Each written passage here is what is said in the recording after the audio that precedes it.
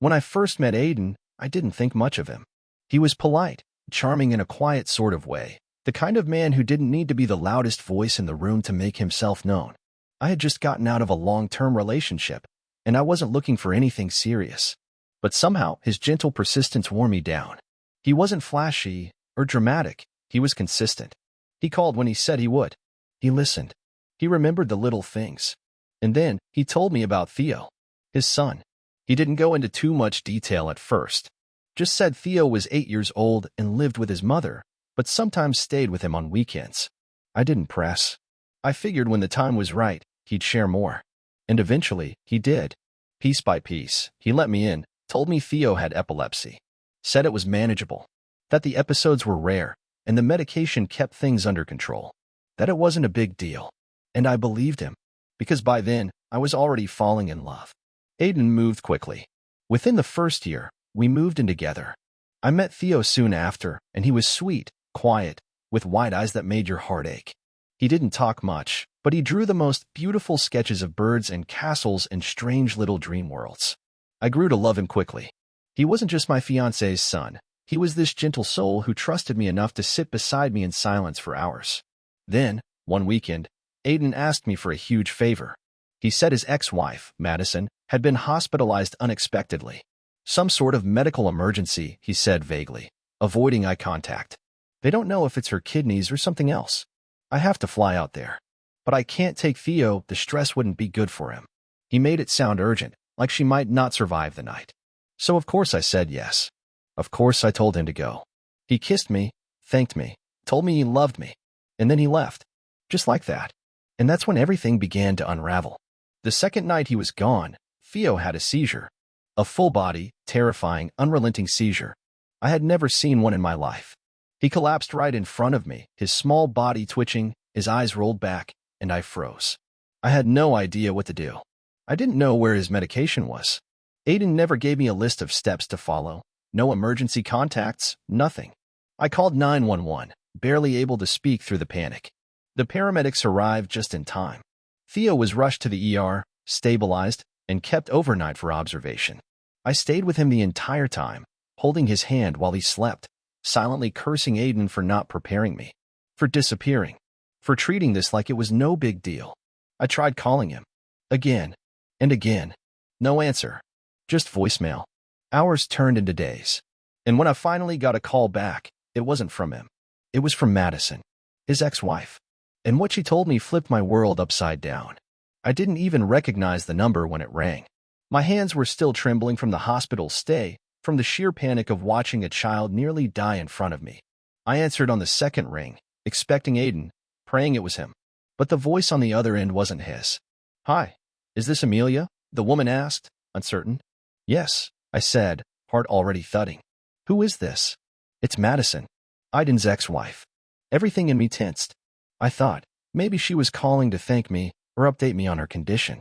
Maybe he'd finally told her to reach out, since he was unreachable. But her next words struck me like a slap. "I'm not sure why he told you I had a medical emergency," she said slowly. "I'm fine. I'm actually at home. I haven't seen Aiden in months." My knees nearly buckled. "You're not in the hospital?" I asked, barely able to breathe. "No," she said, then hesitated. "Why would I be?" I told her everything. Every detail of the lie he fed me. How he left saying she was hospitalized. How he dropped Theo in my lap with barely any instructions. How he disappeared. Madison went quiet for a long time. Then she said something I'll never forget. "He's lying to both of us," she said softly. Again. It turned out, Aiden had a habit, one she thought he'd broken years ago. He lied when things got too real. When responsibilities mounted. When relationships demanded more than he wanted to give. I asked her if Theo's condition was as manageable as Aiden had claimed. She was quiet again. "No," she finally said. "Theo's epilepsy is severe. He's had grand mal seizures since he was 5. He needs structure. Routine. You should have had his rescue medication. You should have had a plan." I wanted to scream. Instead, I sat on the floor of my hallway and let the fury seep into my bones. This wasn't a man who had made a mistake. This was a man who had orchestrated a situation where I was left helpless, where his son could have died because of his negligence. He used me. He used both of us. Then Madison said something even more shocking. "I think I know where he is," she said. her voice now tinged with disgust. He's been texting me for weeks, trying to reconnect. I told him no, but I wouldn't be surprised if he took a trip somewhere, alone, or with someone else. Not a medical emergency, not a crisis, a vacation. While his son lay in a hospital bed and I sat in shock, Aiden was likely sipping cocktails on some beach, miles away from the chaos he left behind. That's when something snapped inside me. I wasn't going to wait for him to crawl back with excuses. I was going to find out exactly where he went and expose him for who he truly was. The moment I hung up with Madison, something inside me shifted. No more excuses. No more heartbreak. Just cold, focused anger. I had been lied to, used, and put in danger. But the part that tore me open the most? He did this to Theo, to his own son. So I started digging. I remembered Aiden's iPad was synced to his phone. He'd casually mentioned it weeks ago, something about his messages and browser history syncing for convenience. He probably forgot that in his rush to vanish, he'd left it behind in our bedroom drawer. He probably thought I'd never look. But I did. And what I found made my stomach turn. There were no frantic messages to Madison. No evidence of a hospital emergency. Instead, there were photos, dozens of them. Aiden on a beach. Aiden holding a cocktail under a straw umbrella. Aiden with a woman who was definitely not Madison. Or me. They were laughing. Holding hands. One of the pictures was dated the night Theo was in the ER. The rage I felt in that moment was beyond anything I'd ever known. It wasn't just betrayal. It was premeditated cruelty that he lied with precision. He had watched me panic over Theo's care and still had the audacity to smile for vacation selfies while his child could have died. I scrolled through his texts. Some were with friends, bragging about finally getting a break and calling me overly emotional and too eager to play mom. Too eager? I had held Theo's hand in an ambulance. I had wiped vomit off hospital sheets while crying quietly into my sleeve so I wouldn't scare him. Too eager? No. I was human. He was a coward. But what broke me wasn't the photos, or even the texts. It was the voice note. One of his friends had asked about Theo, if he'd be all right while Aiden was away. And Aiden replied, laughing, "He's with Amelia. Let her handle it. She wants to play stepmom so bad. Let's see how long she lasts." That wasn't a man in love. That was a man who threw his son to the wolves because it was easier than parenting. I sat there, shaking, gripping the iPad like it might explode. Every instinct told me to confront him, to scream, to curse. But another part of me, the stronger part, whispered something far more powerful. No, expose him. Let the world see.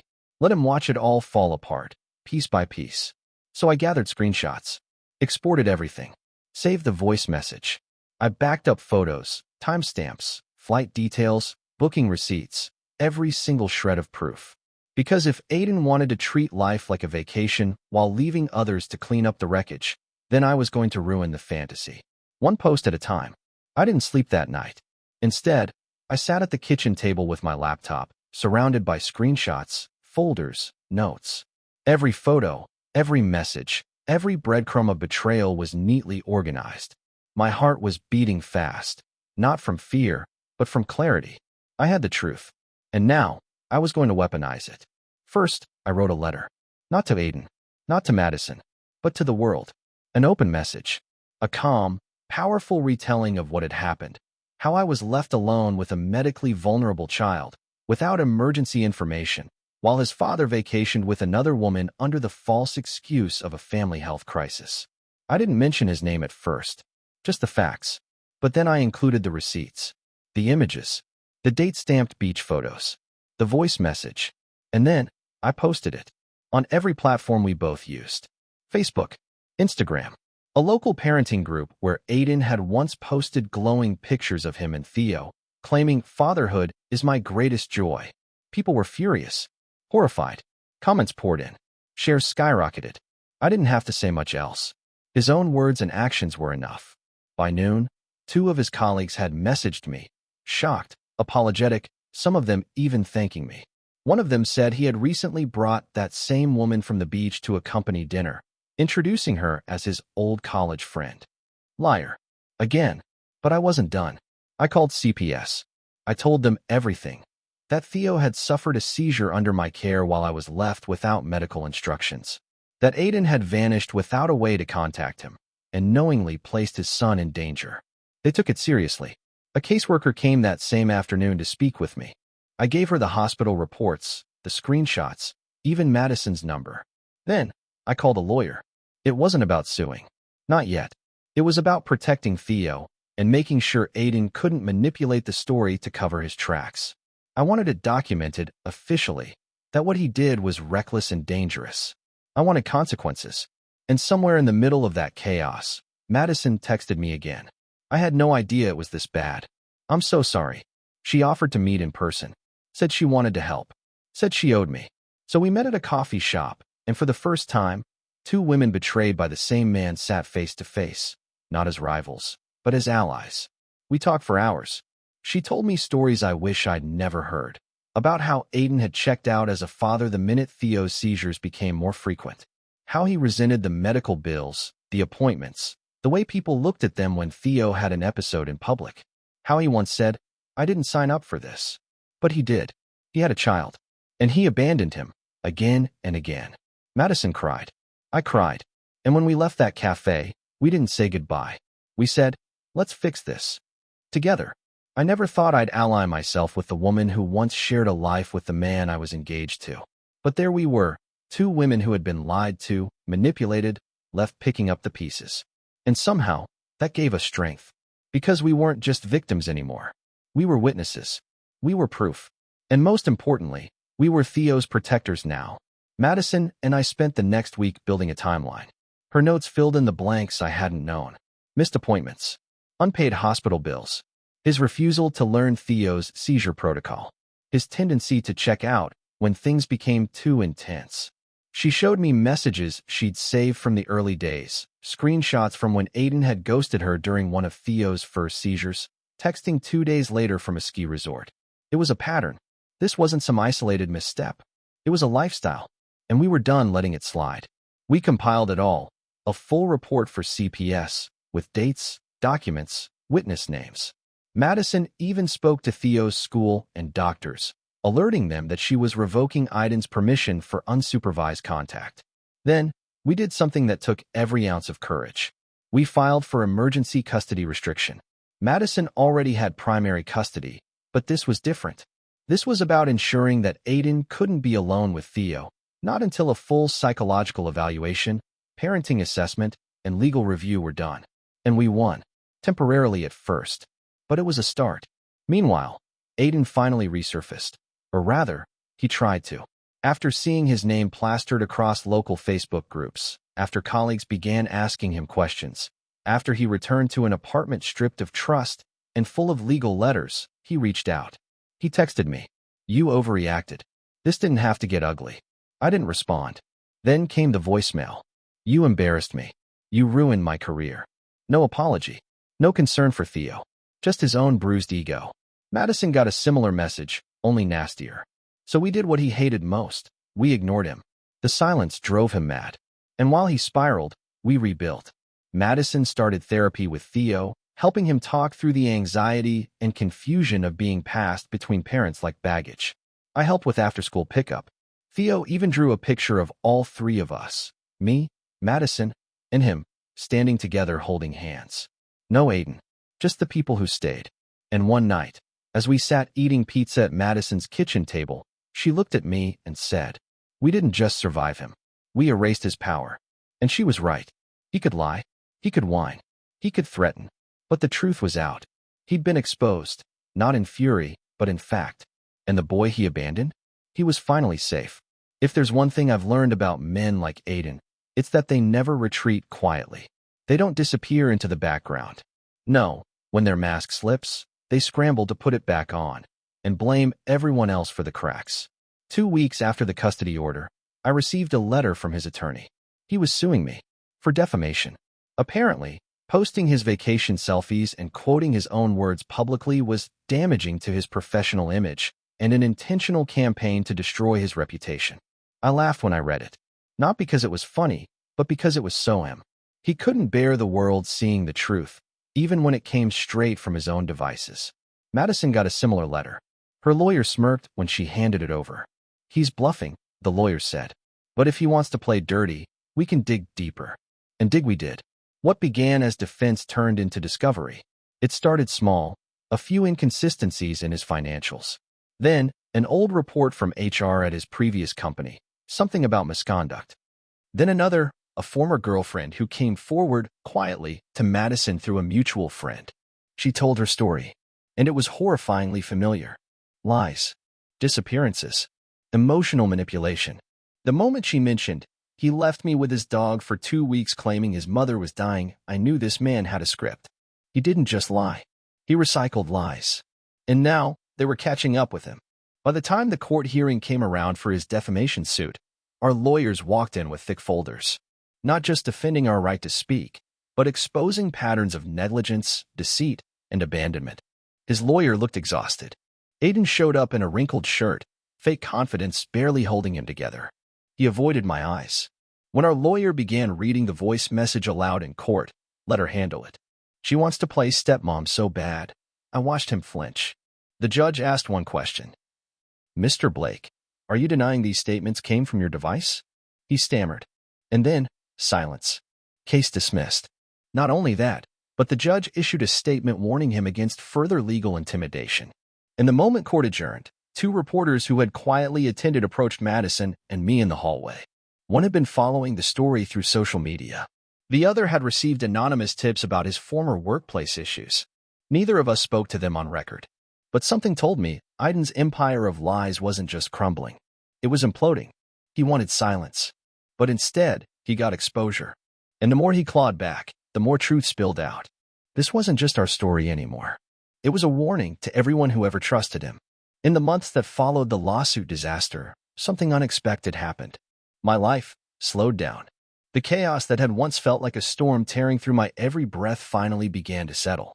I was no longer checking my phone every minute for the next excuse, the next lie, the next half-hearted apology.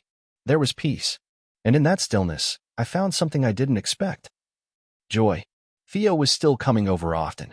Madison and I had settled into a rhythm, co-parenting in a way that didn't feel forced, but natural. She called me her emergency contact without hesitation. Theo drew me into every picture he made at school. Sometimes as a superhero. Sometimes as a tree, because you're strong and always there, he said. He called me Emmy. I didn't push. I didn't ask to be anything more. But over time, I became what Aiden never was. Reliable. Present. Loving. I found myself adjusting my work schedule to be there for him. Learning seizure triggers, double-checking emergency plans, keeping track of his favorite snacks. I remembered every appointment. I sat through one of his EEG tests, holding his hand while he drifted in and out of sleep, wires taped across his small forehead. He trusted me, in ways he never trusted his father. And somewhere in that journey, I realized this wasn't about revenge anymore. It wasn't even about healing. It was about becoming. I had become the woman I wished I had known as a child. The kind who doesn't walk away when things get hard. The kind who shows up every time. And for the first time in years, I started writing again.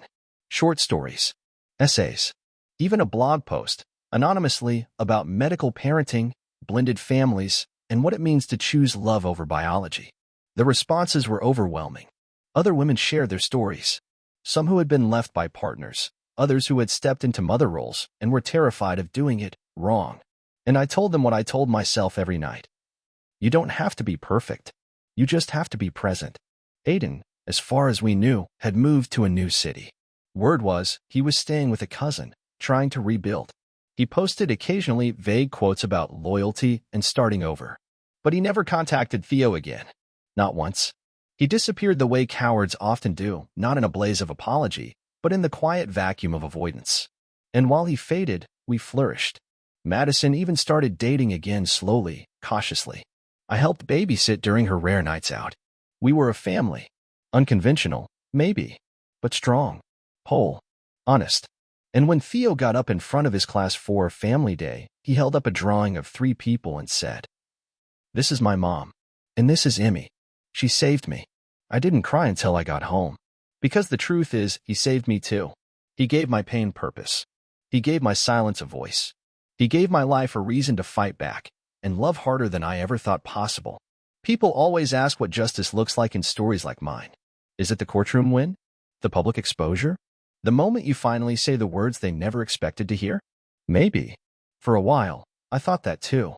But now, I know better. Justice isn't loud. It's not a final scene with dramatic music and thunder in the distance. It's quiet. It's the moment you wake up one day and realize you don't think about them anymore. They don't matter. They don't get to narrate your life. Aiden lost everything that mattered, not because I took it, but because he never valued it in the first place. A son who adored him.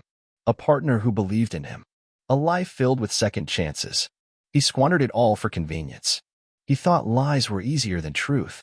He thought comfort was more important than character.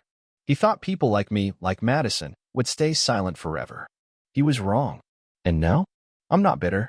I'm not even angry anymore. I'm free. Madison and I recently celebrated Theo's birthday together. He turned 7. We threw a small party in the park. There were balloons, superhero cupcakes, and a cardboard cutout of a fire truck he refused to stop climbing on. He smiled so wide his cheeks hurt. He blew out the candles and made a wish. He never told us what it was. But later, as I packed up gift bags and wiped cake off his chin, he leaned in and whispered, "I wish that nothing ever changes. And for the first time in my life, I hope the same. I don't need revenge. I don't need closure from Aiden. I just need this. The life I rebuilt, not from the ruins of what he left behind, but from the strength I found in spite of him." So if you're reading this, and you've ever been made to feel like your love wasn't enough, that your care wasn't perfect, that your presence was disposable, know this. You were always enough. You just gave it to the wrong person. But one day, someone, a child, a friend, a stranger, will look at you and say, "You saved me." And in that moment, every wound will make sense. Because love isn't about who shows up when it's easy. It's about who stays when it's hard. And I stayed. I stayed for Theo. I stayed for the truth. And most of all, I stayed for me.